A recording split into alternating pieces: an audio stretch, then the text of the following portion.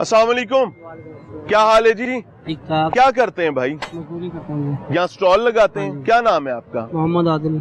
आदिल भाई, सुनने में आ रहा है कि 2022 इलेक्शन का साल बन रहा है। सभी सुन रहे हैं, आप क्या हम क्या सभी सुन रहे हैं कि इलेक्शन इसका कोई फायदा भी होगा मंतकी अंजाम पर? कोई बेहतरी आएगी? फायदा अवाम को ना 74 साल में हुआ है और ना होगा। वजह क्या है? ये इलेक्शन ही सिलेक्शन होती है। इलेक्शन में तो मुझे ये पता है कि वोट डाला जाता है और मेरे और आपकी वोट के साथ हमारे नुमाइंदे पार्लियामान में पहुंचते हैं जिनका काम कानून साजी करना है, इस मुल्क को चलाना है। पहली बात के आपको क्या लगता है ऐसा नहीं होगा? नहीं होगा। पहली बात है कि आपको वोट का मतलब पता है? बिस्मिल्लाह करें, रहनुमाई करें। वोट का मतलब है गवाही। ये राजदीन के दौर से शुरू हुआ है। ठीक है, गवाही है, बिल्कुल। आप उस शख्स की गवाही दे रहे होते हैं। उसकी गवाही दे रहे हैं। अब हम गवाही तो दे देते हैं, तो वो अब पता नहीं शराबी है, जानी है, चोर है, फराडी है, उचक्का है, क्या है। हम सिर्फ पार्टी बेस पे वोट दे देते हैं। ठीक कह रहे हैं, ठीक है ना। वो आके नुमाइंदगी हमारी तो करता नहीं है, वो नुमाइंदगी करता है अपनों की, अपने पिछड़ों की या अपनी पार्टी की नुमाइंदगी कर। ठीक है। उसके बाद इस मुल्क को जो जोक की तरह नहीं, आदमखोर की तरह खून चूस रहा है। ड्रैकुला सुनते थे ना, फिल्मों में दिखाया जाते हैं, ड्रैकुला खून पीता है इंसानों का।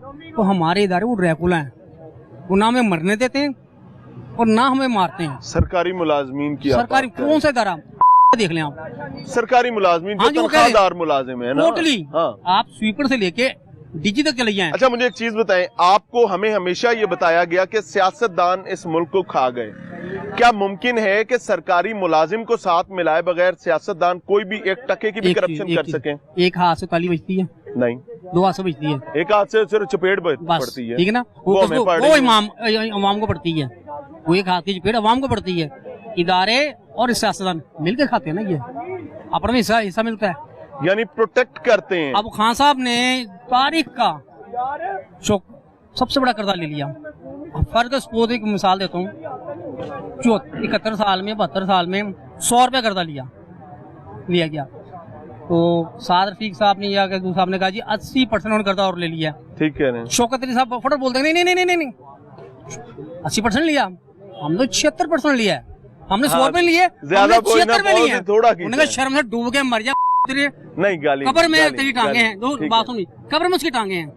वो कह रहा है 100 रुपए नहीं लिया हमने 76 रुपए लिए, लेकिन वो एवरेज उसको ना, इसका पीरियड तो देख लें उसका। हाँ बिल्कुल, 71-72 साल के पीरियड है, वो 3 साढ़े 3 साल का पीरियड है। अच्छा, मुझे एक चीज बताइए, पैसा कहाँ गया? वो पैसा कहाँ गया? साकिब निसार साहब जो इतना पैसा फंड इकट्ठा किया है, बाकी नहीं, वो कहते हैं स्टेट में, वो सुप्रीम कोर्ट के अकाउंट में मौजूद है। वो भी उनके जब जरूरत पड़ेगी तब इस्तेमाल होगा। जरूरत पड़ेगी जब आवाम के जहन से थोड़ी मिट्टी झड़ जाएगी ना, खत्म हो जाएगी। आज मिलकर बांटे। नवाज शरीफ साहब ने उनको ये जो ब्रीफिंग दी गई थी वो ये थी कि मिफ्ता इस्माइल साहब के मुताबिक 23 को रुपए डॉलर ऊपर जाएगा और फिर कंट्रोल कर दिया जाएगा। डॉलर 250 पहुंच गया। सर, नवाज शरीफ हो, जरदारी हो, इमरान खान हो, इनमें ढूंढने का बड़ा चोर डाकू कौन है? ये दौड़ लगी हुई बड़े चोर कौन ज्यादा खा सकता है? छोटा चोर कौन आपको नजर आता है? ये तो लैंड लेके आ गए ना चौधरी शहजाद साहब, जिनको मौका बड़ी देर में मिला है खाने का, वज़ीर आला बन गए ना। परवेज इलाही, हाँ परवेज इलाही, चौधरी शहजाद, एक ही चीज है ना, दोनों भाई है ना। चाहे वो तो या सियासत में लड़ाई होती भी है, सुलह भी होती है। अच्छा जी, हाँ। अच्छा, क्या देख रहे हैं, कोई खैर की तवक्को आपको है इन लोगों से? अल्लाह से तो हम सबको है। उससे है, अल्लाह से है ना। अल्लाह से पैगाम दे दे मुख्तर साहब। ये सियासतदानों से कहेंगे भाई और अपने इदारों से कि सर ये याद रहो, कब्र में और कफन में नेफा नहीं है, और कब्र में जाना है तो खाली हाथी जाना है। बिल्कुल ठीक कह रहे हैं जी, ये बुजुर्ग हैं हमारे और ये स्टॉल लगाते हैं। He is not a millionaire और अ बिलियनर, इनके पास अरबों रुपए के खजाने मौजूद नहीं है।